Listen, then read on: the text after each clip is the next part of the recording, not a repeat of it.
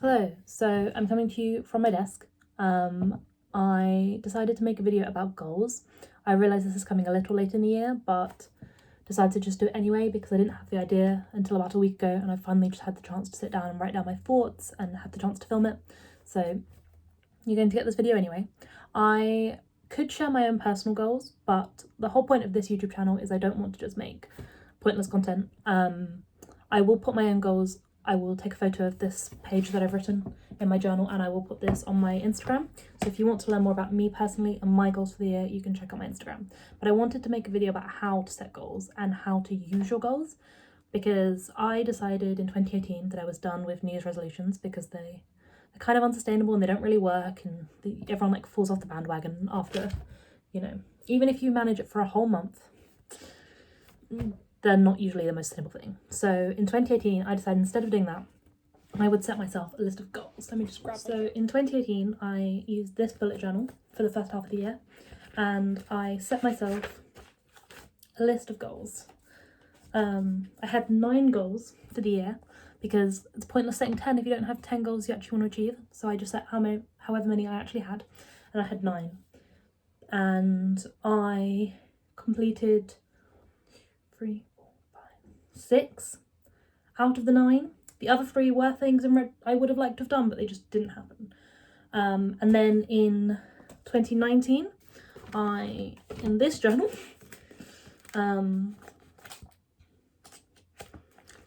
set myself another list of goals here. As you can see, I set myself 11 goals and I achieved 7 of them.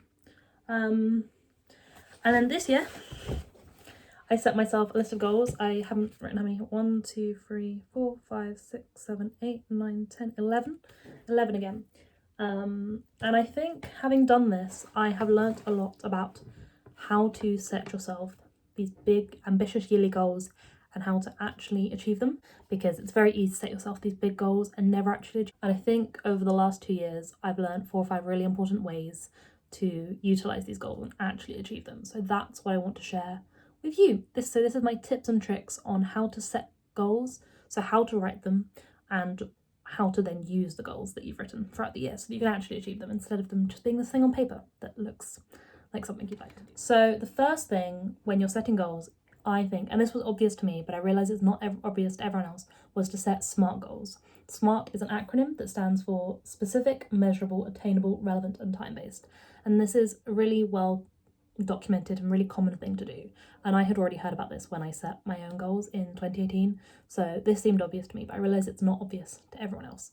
I think the most important thing is that your goals are measurable, that you can actually at some point in the year tick them off and say, yes, I did this. I think that has made the big difference in what I actually achieve, rather than setting myself these New Year's resolutions such as I want to be more sustainable or I want to be a better friend, which are very difficult to work towards because you don't know what that actually entails. Setting yourself these specific goals where you can actually tick them off at some point in the year, I have found to be really, really beneficial. So that is what SMART stands for, but I also wanted to quickly talk about how it applies specifically to personal goals or yearly goals. So I didn't always do this, but this year I sat down and thought more about SMART goals. So initially when I did them, I was like, I'll just make, specific measurable goals. But I decided to actually do some research on SMART goals and see if I could make my goals even smarter. So we're gonna start with relevant. I think that's a good starting point. What I did this year that I haven't done previously is I wrote in my journal, just the page for my goals, is this areas of focus for 2020. And as I said, I will put a photo of this on my Instagram. So if you want to learn more about my goals specifically, you can check that out. But I picked 6 areas of my life, and again, it would just happen to be 6. And these are the things that take up my brain space. Like, these are the different things that I think about on a daily basis, or the things that I want to be working towards. So for example, my degree, my friends and family, living sustainably. They're like the big, if I divided my life into a pie chart, this is what I would call each thing. And I decided to do this because then I could make sure that I was setting myself goals that are working towards those things, because that way you can still have these almost wishy-washy goals such as I want to be a better friend, but then you can go on to set yourself some goals towards it. So having this area of focus is like, what do I want? What do I actually think about in my life?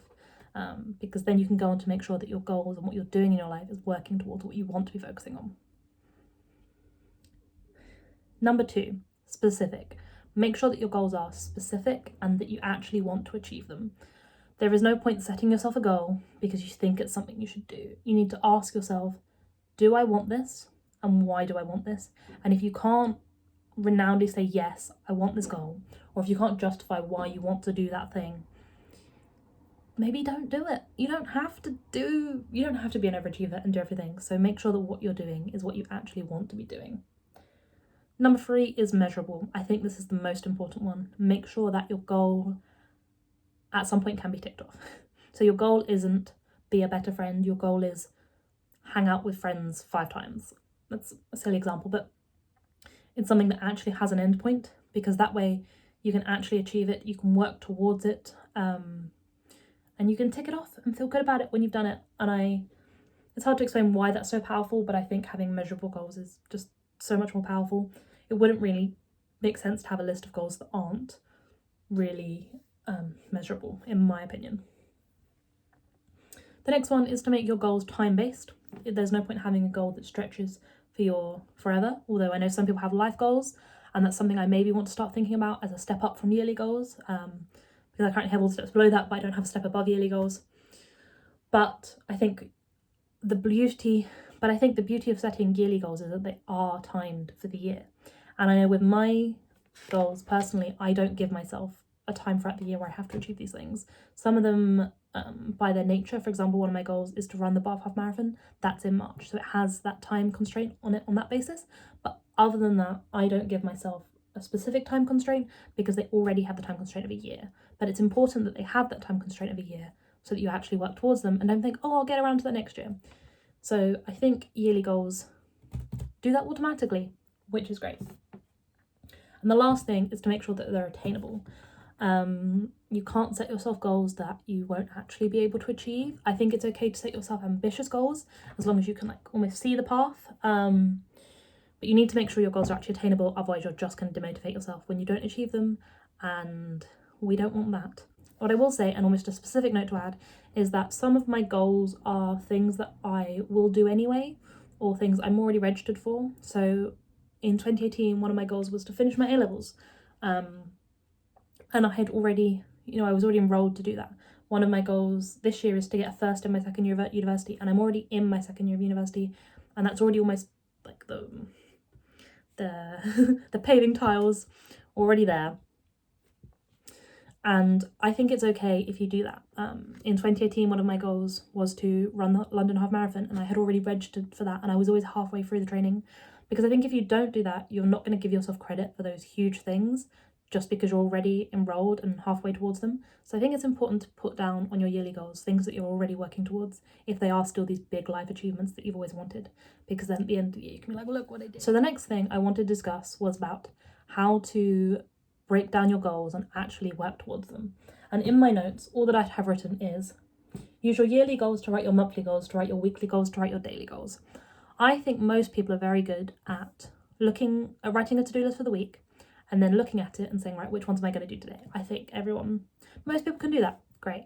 But I think we're also bad because we set these big yearly goals and those we abandon and we just worry about the minutiae of the week and the day. And you can't do that. I think it's very easy to look at your yearly goals and just think they will happen throughout the year.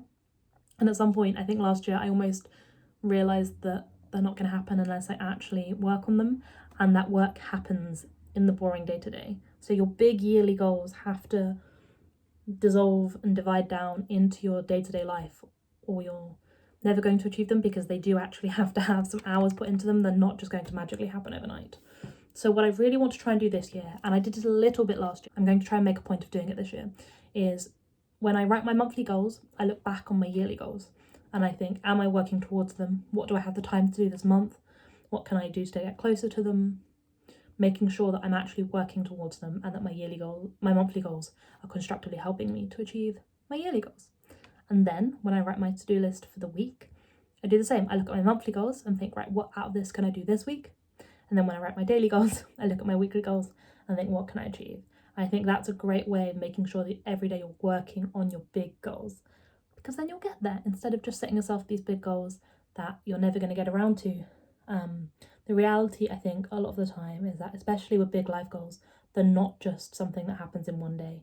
They're something that takes months, and you have to work on it in the boring day-to-day of your life. The next thing I want to talk about is updating your goals throughout the year and resigning goals. So I did a good example of this in 2019, so I'll show you. So in September of 2019, which I think for students is a good time to assess your yearly goals, because it's sort of halfway through the year, but it's over halfway through the year, so it's a little less intimidating to think about because there's only 3 or 4 months left, and it's the start of the new academic year, so you have that motivational renewal. So I think September is a really great time to take a look at your goals. And what I did was, as you can see this year, I had these stickers from Paperchase, but a couple of goals I just put a cross by. I was like, I don't really want this anymore. What I want has changed. And I think as long as you're being very clear about, and you don't have to tell anyone else, you only have to justify it to yourself, but I think as long as you can justify to yourself why you're resigning that goal, that it's not even just a perfectly acceptable thing to do, it's a wonderful thing to do, and it's the right thing to do. You should, take a look at your goals and ask yourself, do I still want this? Because there's no point working towards a goal that you don't really want. That is a waste of your time, and that is just doing something for the sake of it. And that's what, that's a very overachiever or perfectionist thing to do, and it's not actually going to make you happy. You need to actually be working on what you want to work on and what will actually bring you joy. So I think it's important to, and you can do this at any point. If you notice that there's a goal that's on your list and you're like, actually, do I still want that? Sit yourself down and ask yourself, okay, maybe I should just resign this goal. And I like to use the word resign instead of giving up. I think it's a nice way of putting it. So as I said, I sat down in September and admitted defeat, decided I didn't want a few of my goals for the year, and I did that. And then I also, in September, I then looked and I said, okay, what's left on my list of goals that I haven't ticked off and that I haven't resigned, and what else do I want to achieve? And I wrote myself a list that is called 2019 Goals Part 2, and this was what I hope to achieve by the end of this year. I actually didn't do very well on this list because a lot of them were running related and I got injured, and a lot of them were reading related and I just didn't have the time to read. But anyway, I still think it's a really wonderful thing to do. Hannah Witten made a video talking about her home stretch goals, which was a very similar thing. She set herself some goals in August, September time, because again, I think you could fall into this sense that in September there's only a few months left in the year, and so you think if you'd already achieved all of your goals by then, you think, oh, what's the point? But actually there's still so much valuable time in which you could be achieving so much more. So if you do finish all your goals early, I think maybe you should write yourself some more instead of sitting there smugly being like, well, look at me. What else can you do this year? So I think resigning your goals, evaluating them constantly, maybe writing yourself new ones or changing them, I think that's important, as long as you can justify why you're doing it. Don't just do it for the sake of it. Don't do it because you think, oh, this is really hard, I'm not going to get there.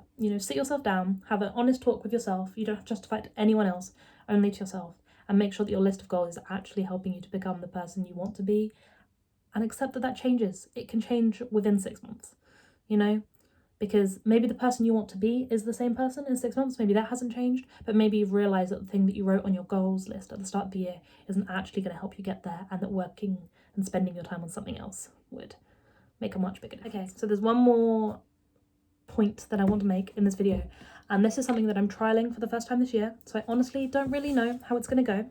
I will let you know, but I decided to do this, and I thought it would be a wonderful idea, and I thought I'd share that idea with you. So this year I have my list of 2020 goals, which came to 11 goals. And then I decided on the page next to it to write what I've titled some really ambitious goals. So you know how you secretly come up with goals in your head and you don't tell anyone because you think that's really ambitious and it's never going to happen, and you never write it down.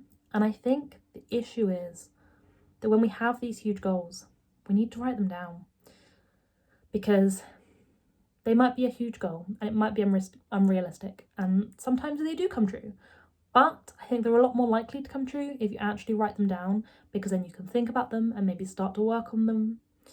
But I decided to separate it because then I don't have the pressure and I'm not going to feel bad if I don't achieve these. So I decided that this is like a no pressure, super ambitious goal list. So this has And because of that, it has even more goals. I did it double spaced, and as you see, I've gone back and I've started to fill in the spaces because I had so many. And these are all super ambitious, and they probably won't happen, but I just decided to get them out of my brain and into some paper. And in some ways, this is just a journaling exercise, but it also will encourage me to start thinking about them. And what I've told myself is that if I even make progress on these goals, that is a win. Like, personally, that's a win for me. There are I want to write some things this year. I want to learn so much Mandarin. I've started learning Mandarin again, and my actual goal for the year is to learn 500 words, whereas my ambitious goal for the year is to learn 1,000 words. And I just decided this year to put them down on paper, you know, but there's no pressure, and if I even get halfway towards them, that's great. And if it takes me 5 years to reach some of these goals, because some of them are a bit wild, if it takes me 5 years to get there, that's fine. You know, these are really ambitious goals, but I think writing them down and being able to see them helps you assess what you're doing with your life. It helps me it helped me to think about what I actually want, because there are all these things that I've secretly wanted, or I'm like, wouldn't it be cool if I could do this? And I decided to just write it down. And I think that will also help to influence my 2021 goals. I think it'll be really useful for that. And I'm hoping I can work towards ticking off 1 or 2 of these this year. We end up having a lot of dead time throughout the year, in the evenings, at the weekends, when we don't know what we could be working on. But a lot of these are almost passion projects, and it'll help me fill up some of my free time with some of my passion projects. So I'm really excited about that. And I think it's just a great idea, you know, just write them down, but don't give yourself any pressure. I think that's how I'm gonna treat that list. Thank you for watching this video. I really hope that helps you to set some goals, or if you've already set your goals for 2020, it will help you to actually use them and utilize them. I also definitely don't think it's too late in the year to set yourself some goals if you would like to do that. Just the key thing here is really to be intentional and really to use your goals intentionally, to write down things that you actually want to do and make sure you're actually working on them. That's the key point here. But I had come up with these specific tips, and I've not really heard anyone else talking about this, so I thought that I would make a video about it. My name is Louise, and if you want to learn more about me, the best place to find me is instagram.com/LouiseIsLife. Thank you for watching. I will see you soon.